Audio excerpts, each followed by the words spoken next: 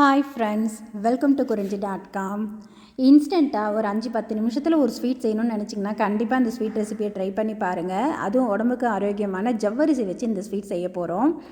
இது குழந்தைங்களுக்கு கொடுக்கும்போது விரும்பி சாப்பிடுவாங்க. இதில் எந்த ஒரு கலரும் நம்ம சேர்க்கறது இல்லை. அப்படியே ப்ளைனாகவே இந்த ஸ்வீட் சாப்பிட்றதுக்கு ரொம்ப நல்லாயிருக்கும். இந்த ஸ்வீட் பண்ணுறதுக்கு ஃபஸ்ட்டு சர்க்கரையை பொடிச்சு எடுத்துக்கலாம். எந்த கப்பால் நம்ம ஜவ்வரிசி அளந்து எடுக்க போகிறோமோ அதே கப்பால் 1 கப்பு ஜவ்வரிசிக்கு 1 கப் அளவுக்கு சர்க்கரை மிக்ஸி ஜாரில் சேர்த்துட்டு இது கூட ஒரு 2 ஏலக்காயும் சேர்த்து நல்லா பவுடர் பண்ணி எடுத்து வச்சுடுங்க. இப்போ அதே கப்பால் 1 கப்பு ஜவ்வரிசியை நல்லா ஒரு 2-3 தடவை தண்ணி விட்டு அலசி எடுத்துக்கலாம். இதுக்கு பார்த்திங்கன்னா நைலன் ஜவ்வரிசி எடுத்துக்கிட்டிங்கன்னா ரொம்ப நல்லாயிருக்கும். அந்த சின்ன சின்னதாக இருக்குது இல்லைங்களா, அந்த நைலன் ஜவ்வரிசி எடுத்துக்கோங்க. இதை நல்லா தண்ணி விட்டு அலசிட்டு தண்ணி விட்டு ஒரு 1-1.5 மணி நேரம் ஊற வச்சு எடுத்துக்கலாம். ஊற வச்சுட்டு நம்ம செய்யும்போது நமக்கு சீக்கிரம் வெந்துடும். அதே மாதிரி குழ குழன்னு ஆகாமலும் இருக்கும். இப்போ ஊறி இருக்கிற ஜவ்வரிசியை தண்ணியை வடிச்சிட்டு இந்த மாதிரி ஒரு வடிகுடையில் ஊற்றி எடுத்துருக்கேங்க. இது அப்படியே இருக்கட்டும். இதுக்கு கடாய் அடுப்பில் வச்சுட்டு இதில் ஒரு 2 ஸ்பூன் அளவுக்கு நெய் விட்டுக்கலாம். நெய் ஆப்ஷனல் தாங்க, உங்களுக்கு தேவையில்லைன்னா நீங்கள் இதை அவாய்ட் பண்ணிக்கலாம். இதில் ஒரு 5-6 முந்திரியை அந்த 2ஆக உடச்சி இதில் சேர்த்துருக்கேன். இது நல்லா செவக்க வறுத்து எடுத்துக்கலாம். இதில் முந்திரி, பாதாம் எது வேணால் சேர்த்துக்கலாங்க. உங்களுக்கு எது தேவையோ அதை சேர்த்துக்கோங்க. இப்போ முந்திரி நல்லா செவந்து வரட்டும். ரொம்ப டேஸ்டியாக இருக்குங்க. அதே சமயம் இந்த ஸ்வீட்டை நீங்கள் சீக்கிரம் செய்து முடிச்சிடலாம். இப்போ இந்த நெய்யில் நம்ம அந்த ஊறி இருக்கிற ஜவ்வரிசியை போட்டு வறுக்க போகிறோம். வறுக்கும் போதே அது ஓரளவுக்கு அந்த கலர் மாறி வரும் பாருங்கள். இப்போ இது அப்படியே இருக்கட்டும். இப்போ நம்ம வடிகட்டி வச்சுருந்தோம் இல்லைங்களா ஜவ்வரிசியை, இதை இந்த நெய்யில் சேர்த்துக்கலாம். சேர்த்துட்டு நல்லா வதக்கி விடுங்க. அப்படியே நமக்கு ஒரு கண்ணாடி பதம் வர ஆரம்பிக்குது.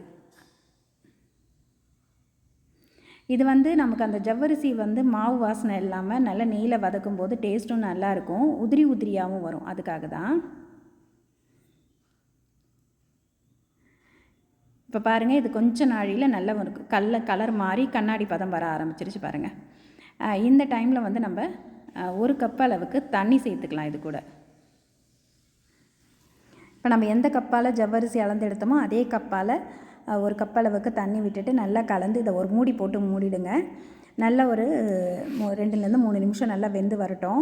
ஏற்கனவே ஜவ்வரிசி ஊறி இருக்குது, அதனால் சட்டுன்னு வெந்து வந்துடும் பாருங்கள். இது கரெக்டாக அந்த 1 கப்பு அளவுக்கு தண்ணி விட்டால் போதும். இந்த அளவுக்கு நல்லா வெந்து வந்துடும். இப்போ இதை கையில் எடுத்து நசுக்கி பார்த்தோம்னா நமக்கு நல்லா நசுங்கணும். அந்த பதம் வந்ததுக்கும் அப்புறமா நம்ம இதில் சர்க்கரை சேர்த்துக்கலாம். இப்போ இது நல்லா நசுங்க ஆரம்பிச்சிருச்சு.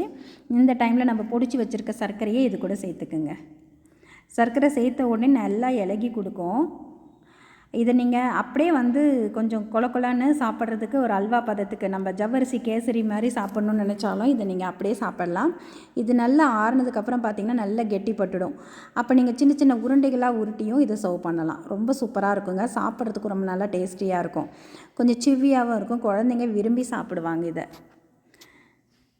இப்போ சர்க்கரை பார்த்திங்கன்னா நம்ம பொடிச்சு சேர்த்ததுனால உடனே சட்டுன்னு இலக ஆரம்பிச்சிருச்சு பாருங்கள். இதை அப்படியே கொஞ்சம் நாழி நல்லா கலந்து விட்டுக்கிட்டே இருங்க. இப்போ சர்க்கரையும் நல்லா அந்த சுருண்டு ஒரு பதம் வரும் பாருங்கள். நல்ல நமக்கு ஒரு அல்வா பதம் வரும். அந்த பதம் வர வரைக்கும் கலந்து விட்டுக்கிட்டே இருங்க.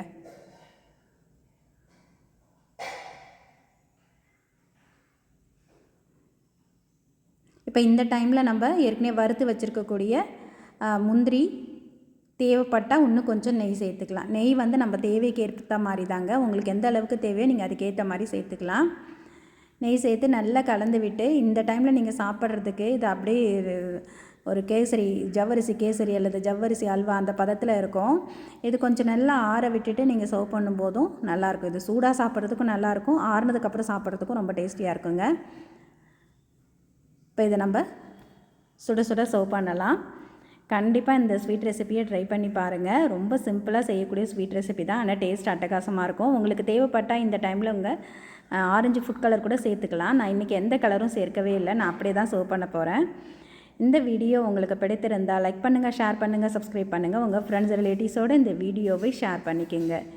நன்றி, வணக்கம்.